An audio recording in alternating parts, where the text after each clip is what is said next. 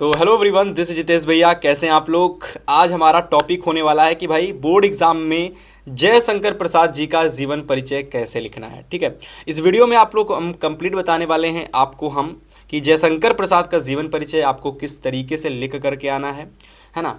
इसके अलावा अगर मैं बात करता हूं कि आपके पेपर में किसी भी टॉपिक पर आपको लेखक जीवन परिचय आ जाता है, जैसे कि अगर हम बात करते हैं, ये हमारे पास पेपर है हिंदी का, ठीक है, मॉडल पेपर। और आपको दिखाते हैं यहाँ पर हम कि कौन सा क्वेश्चंस आपके पेपर में आएगा जीवन परिचय का। ठीक है, तो यहाँ देखिए आपके पेपर में क्वेश्चन नंबर 6 आएगा जीवन परिचय का लिखने के लिए। ठीक है, तो जीवन परिचय जो होता है भाई 5 नंबर का क्वेश्चन होता है। ठीक है, और बहुत सारे स्टूडेंट्स को इसमें दिक्कत होती है कि भैया जी जीवन परिचय याद तो कर लिया है, तो कैसे इसको लिखना है, जरा तरीका बता दीजिए। या फिर बहुत सारे बच्चे इसको याद ही नहीं करते हैं, तो उनके लिए भी क्या ट्रिक है भाई, इसी वीडियो में मैं आपको बताने वाला हूँ। मतलब अगर आपको जीवन परिचय लिखना नहीं आता है, कोई अगर अभी तक आपको तैयार नहीं है, तो भी इस वीडियो को देखने के बाद आप जीवन परिचय लिखना सीख जाओगे। और इसके अलावा अगर आपको बोर्ड परीक्षा में आपको बेहतर नंबर लाने हैं, अगर आपको 18 फरवरी को आपका पेपर होने वाला है या फिर किसी भी डेट को आपका पेपर होने वाला है, मेरे प्यारे साथी मैं आपसे रिक्वेस्ट कर रहा हूं, इस बात को ज़रा ध्यान से सुनना। मैंने बहुत समय पहले एक सरप्राइज़ आपके लिए बना रखा था करके, और मैंने आपको चिल्ला चिल्ला कर हर वीडियो में मैं आपसे बता रहा था कि इफ़ यू आर, अगर कोई भी स्टूडेंट इस सरप्राइज़ को फॉलो करता है, इफ़ यू आर, अगर कोई भी स्टूडेंट इस सरप्राइज़ को फॉलो करता है, definitely you will achieve best marks in 2026 board exam. अगर आपने इस सरप्राइज़ को फॉलो किया, मैं गारंटी के साथ कह सकता हूं भाई आप अच्छे नंबर लाओगे। तो ये सरप्राइज़ क्या होने वाला है, और अगर आपके पास अभी 5 घंटे, 3 घंटे, 2 घंटे या फिर 1 घंटा भी बचा हुआ है पेपर का, तो भाई ये सरप्राइज़ आपको फॉलो करना चाहिए। अगर आपके पास 1 दिन का समय है तो भाई ज़रूर सरप्राइज़ को फॉलो करना चाहिए। क्या है ये सरप्राइज़, किस तरीके से आप इसमें बेहतर नंबर ला सकते हो इसको फॉलो करके, इसकी जानकारी मैं आपको अभी वीडियो के बीच में कहीं दूंगा। ठीक है, तो वीडियो में बने रहिएगा। और किस तरीके से जीवन परिचय लिखना है तो सबसे पहले भाई उसको बताएंगे। ठीक है, सरप्राइज़ के बारे में जानकारी बाद में देंगे।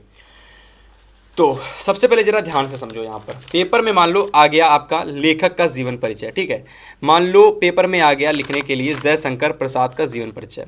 ठीक है, किसी भी टॉपिक पर आ जाए लिखने के लिए, ठीक है, किसी भी टॉपिक पर पेपर में आप बस इतनी बातों को ध्यान देना, उनके नाम को आप याद रख लेना, उनके जन्म, उस किस डेट को उनका जन्म हुआ था वह याद रखना, जन्म स्थान वह कहाँ पर, किस जिले में, किस राज्य में जन्म हुआ था उनका, उसको याद रखना, उनके माताजी का नाम, पिताजी का नाम, उनकी क्या शिक्षा व्यवस्था थी उसको याद रखना, उन्होंने क्या काम किया था उसको याद रखना, उनका देहांत कब हुआ था उसको याद रखना, और उनकी जो कुछ महत्वपूर्ण, मतलब 2 से 3 रचनाएं, 2 से 3 मतलब 7, देखो अभी मैं आपको बताऊंगा, रचना केवल यहाँ पर आपको याद रखनी, कितनी याद करनी मैं आपको आगे बताऊंगा अभी। ठीक है, फिलहाल नाम, जन्म, जन्म स्थान, माता का नाम, पिता का नाम, शिक्षा व्यवस्था, उन्होंने क्या काम किया है, उन्होंने उस किसी ना किसी क्षेत्र में उन्होंने कोई ना कोई काम कर रखा होगा, तो उस क्षेत्र के बारे में थोड़ी सी जानकारी लिख देनी कि उन्होंने यहाँ यहाँ काम किया, उनकी ये चीज़ें हासिल हुई, उन्होंने उनको इस उपाधि से सम्मानित किया गया, तो क्या काम किया उन्होंने, तो उसके बारे में थोड़ा सा लिख दोगे।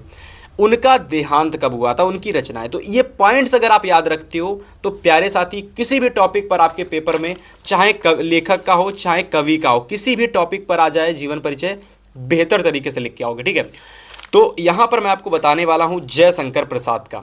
देखो बोर्ड एग्जाम में ऐसे लिखोगे ना तो एग्जामिनर पूरे मार्क्स देगा, इस बात को याद रखना। हितेश भैया ने कहा था एग्जाम में अगर ऐसे लिखूंगा तो पूरे मार्क्स देगा एग्जामिनर, डेफिनेटली एग्जामिनर पूरे नंबर देगा अगर आपने ऐसे लिखा। कैसे लिखोगे, एक छोटा सा बॉक्स सबसे पहले बनाओगे,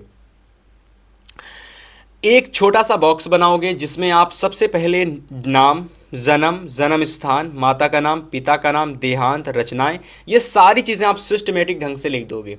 राइट, नाम जन्म जयशंकर प्रसाद, जन्म सन 1889 ईस्वी, जन्म स्थान वाराणसी, माता का नाम मुन्नी देवी, पिता का नाम देवी प्रसाद, देहांत 1937 ईस्वी में, और रचना कामायनी।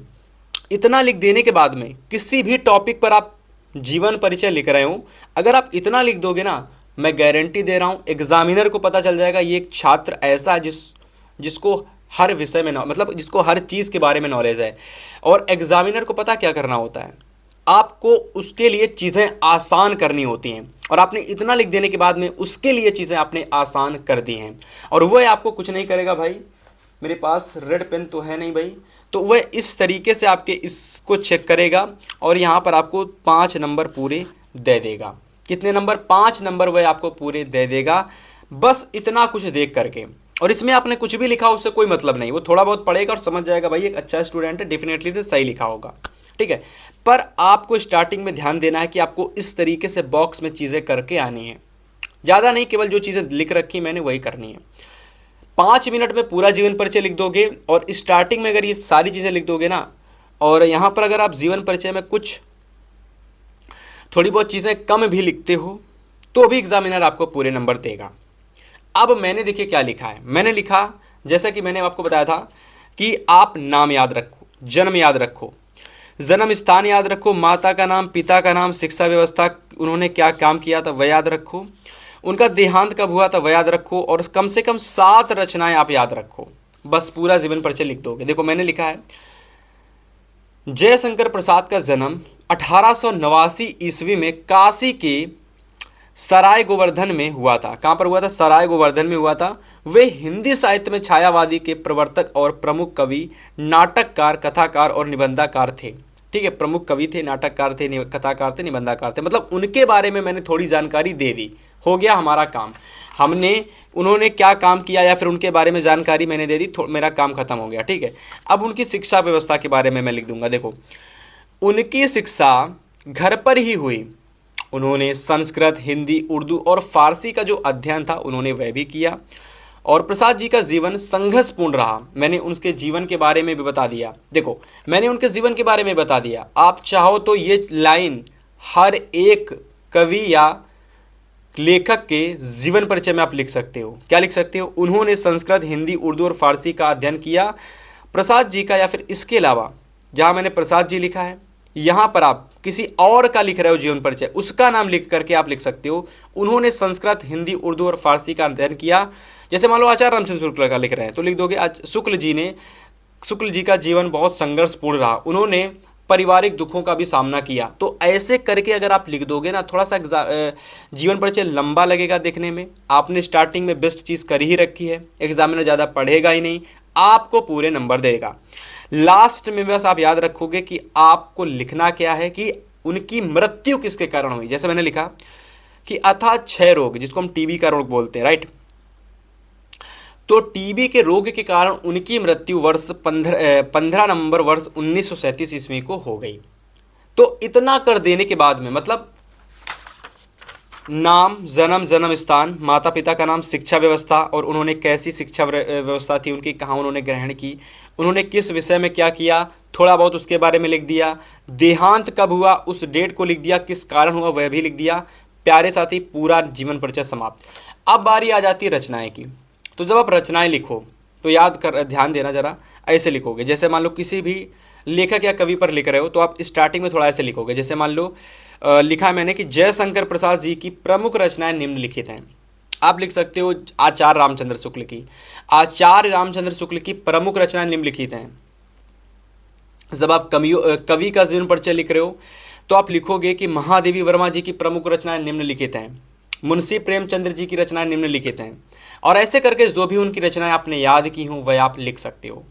आप चाहो तो उनकी विधा डाल करके भी आप लिख सकते हो, जैसे काव्य विधा, नाटक विधा, उपन्यास, या फिर चाहो तो आप डायरेक्ट उनकी विधाओं को ऐसे 1-2 नंबर डाल करके भी आप लिख सकते हो। जितना मन आए उस हिसाब से, जैसे आपका मन करे वैसे आप लिख सकते हो। पर ध्यान देना, स्टार्टिंग में इस लाइन को ज़रूर लिखना कि जयशंकर प्रसाद जी की प्रमुख रचनाएं निम्नलिखित हैं। किसी भी टॉपिक, मतलब किसी के ऊपर, मतलब किसी भी कवि या लेखक पर लिख रहे हो, उसके नाम को लगा करके उनकी प्रमुख रचनाएं निम्नलिखित हैं, इस तरीके से आप जरूर से लिखोगे। तो इस तरीके से आपको यहां पर जीवन परिचय लिख करके आना है प्यारे साथी। मुझे नहीं लगता आप किसी को कोई डाउट होगा जीवन परिचय में। स्क्रीनशॉट कर लो, पेपर में ऐसे ही लिख करके आना, पूरे नंबर मिलेंगे। ठीक है, चलो अब बता देते हैं भाई क्या सरप्राइज है, और उस सरप्राइज को फॉलो करके आप कैसे अपने बेस्ट नंबर ला सकते हो। अगर आपके पास 2-3 घंटे भी बचे हुए हैं पेपर का 1 घंटा भी बचा हुआ है, ये वीडियो देख रहे हो तो भी आप बहुत अच्छे नंबर ला सकते हो। और अगर ये वीडियो कहीं, अगर आपके पास बहुत अच्छा समय है तो भाई इस सरप्राइज़ को मिस बिल्कुल मत करना। देखो आप सभी के लिए मैंने पेपर को अच्छे तरीके से करने के लिए 18 फरवरी वाले पेपर को अच्छे से करने के लिए, या फिर कभी भी आप पेपर देने वाले उस पेपर को अच्छे करने के लिए मैंने एक सरप्राइज़ बनाया था। और मैंने उस सरप्राइज़ में ई बुक अनाउंसमेंट किया था मैं कि आपके लिए एक ई बुक बना रहा हूं, और इस ई बुक में मैं आपके लिए इतनी सारी चीज़ें दे रहा हूं भाई कि एग्जामिनर मतलब एग्ज़ाम से पहले अगर आपके पास 2 घंटे भी बचे हैं और अगर आप इस सरप्राइज़ को फॉलो करते हो तो डेफिनेटली आप बहुत अच्छे नंबर लेकर के आओगे। और मैंने आपको बताया था भाई वह सरप्राइज़ था हमारा ई बुक न्यू ईयर ऑफर। ये ई बुक आपको PDF के फॉर्म में ही मिलेगी, लेकिन थोड़ा सा अलग है। इसमें मैंने इतनी सारी चीज़ें दे दी हैं कि कोई अगर छात्र पेपर के 2 घंटे 3 घंटे पहले भी इसको ले रहा है फिर भी उसका फ़ायदा होगा। और इतने मिनिमम अमाउंट में हम इसको सेल कर रहे हैं, आपको दे रहे हैं कि आप सोच कर हैरान हो जाओगे। आज के समय में लोग 500 600 700 का कोर्स सेल करते हैं, बहुत कम तो 100 200 का सेल करते हैं, लेकिन हमने क्या किया है, मात्र 15 रुपये में आप सभी को ई बुक देने का फैसला किया है।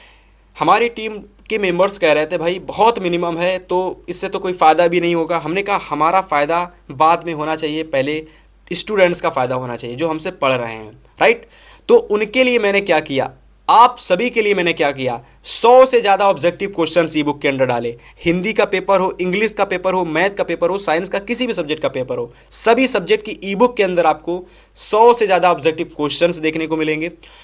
आपको 10 से ज़्यादा मॉडल पेपर देखने को मिलेंगे। कैसे मॉडल पेपर, ज़रा दिखाता हूं। देखिए आपको इस ई बुक के अंदर इस तरीके के 10 मॉडल पेपर देखने को मिलेंगे। और अगर आपने ये 10 मॉडल पेपर के क्वेश्चंस देख लिए पेपर से पहले, मान लो पेपर आपके लिए लीक हो जाएगा, पेपर में सारे क्वेश्चंस आपको मिल जाएंगे, ठीक है।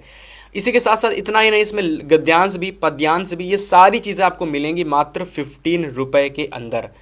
और जिसको भी लेना है भाई, कैसे मिलेगा जरा उसकी जानकारी मैं आपको दे देता हूं। देखिए जैसे ही आप डिस्क्रिप्शन बॉक्स ओपन करोगे, आपको हिंदी का लिंक, इंग्लिश का लिंक, मैथ का लिंक, साइंस का लिंक, सोशल साइंस का लिंक, सभी सब्जेक्ट की ई बुक का लिंक आपको डिस्क्रिप्शन बॉक्स में मिल जाएगा। मेरी प्यारे साथी, अगर आप मेरी मानोगे ना, तो आप अपने हितेश भैया की बात मानोगे ना, तो आप सारे सब्जेक्ट की ले लेना। कारण क्या है, मात्र 75 रुपये में आपको Hindi, English, math, social science सारे सब्जेक्ट की आपको ई बुक मिल रही है। देखो 18 फरवरी को आपको पहला पेपर है, 20 फरवरी को आपका दूसरा पेपर है, 23 फरवरी को आपका तीसरा पेपर है। तो आज ले लोगे तो आने वाले जितने भी पेपर है ना, उनमें उससे पहले आपके पास ये ई बुक आपके पास होगी। और इस ई बुक में मैंने भाई बेस्ट कंटेंट दिया आप सभी के लिए, चाहे वो इंग्लिश की हो, चाहे वो मैथ की हो, चाहे साइंस की हो, चाहे सोशल साइंस की हो। 75 रुपये में आपको सारे सब्जेक्ट की मिल जाएंगी, मतलब एक बर्गर से भी कम प्राइस में आपको ये सारे सब्जेक्ट की ई बुक मिल जाएंगी। आया समझ में? तो देखो हिंदी को जिसको लेना है तो जरूर लेना भाई। हिंदी का पेपर मतलब देखिए हिंदी को तो कंपलसरी है, ले ही लेना। पर अगर आप सभी को पता है कि आपके सारे पेपर होने वाले हैं ना, तो आप हिंदी, इंग्लिश, मैथ की तो ज़रूर ले लेना। देखो डिस्क्रिप्शन में लिंक्स पड़ा हुआ है, 3 सब्जेक्ट की 45 रुपये में पड़ जाएंगी। तो भाई पता ही नहीं चलेगा, लगेगा यार इतनी सारी चीज़ें मिल गई हैं और पैसा बिल्कुल भी नहीं सरका गया, मतलब सर के पास तो कुछ आया ही नहीं। कोई बात नहीं, नहीं आना है मत आने दीजिए, पर आप सभी के पेपर बेस्ट जाएं, आप सभी अपने पेरेंट्स के सपने को पूरा करें, हम यही चाहते हैं, ठीक है। लिंक डिस्क्रिप्शन में पड़े हुए हैं, हिंदी, इंग्लिश, मैथ, साइंस के। गूगल पे, फ़ोन पे, जिसका भी इस्तेमाल करके आप पे करना चाहते हो कर देना, वहाँ से आप ई बुक ले सकते हैं, ठीक है।